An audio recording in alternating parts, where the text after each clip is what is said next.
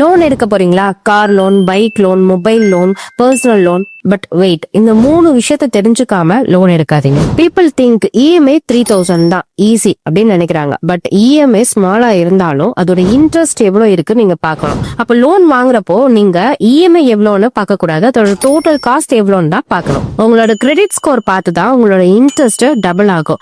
So நீங்க loan approach பண்றதுக்கு முன்னாடி உங்களோட கிரெடிட் ஸ்கோர் 750 இருக்கு அப்படின்னா பெஸ்ட் இன்ட்ரெஸ்ட்ல உங்களால அந்த லோனை அஃபோர்ட் பண்ண முடியும். லாஸ்ட் ரொம்ப இம்பார்ட்டன்டான ஒரு விஷயம், நீங்க லோன் எடுத்துட்டீங்க, அதை ப்ரீ க்ளோசர் பண்றீங்க ஆர் பார்ட் பேமெண்ட் பண்றீங்க அப்படின்னா அதுல இருக்க ஹிடன் காஸ்ட்டை யாருமே உங்களுக்கு சொல்ல மாட்டாங்க.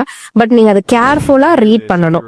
நீங்க பேமெண்ட் பண்றீங்க அப்படின்னா சில கம்பெனிஸ் அதுல பெனால்டிஸ் ஆட் பண்ணுவாங்க, சம் சார்ஜஸ் ஆட் பண்ணுவாங்க. அப்ப நீங்க டோட்டல் காஸ்ட் பாக்குறப்போ அதிகமா இருக்கும். உங்க மணி உங்க கையில தான் இருக்கு. சோ நீங்க லோன் எடுக்க போறீங்க அப்படின்னா அதுக்கு முன்னாடி இந்த விஷயம் எல்லாம் தெரிஞ்சுட்டு எடுக்கிறது நல்ல விஷயம்.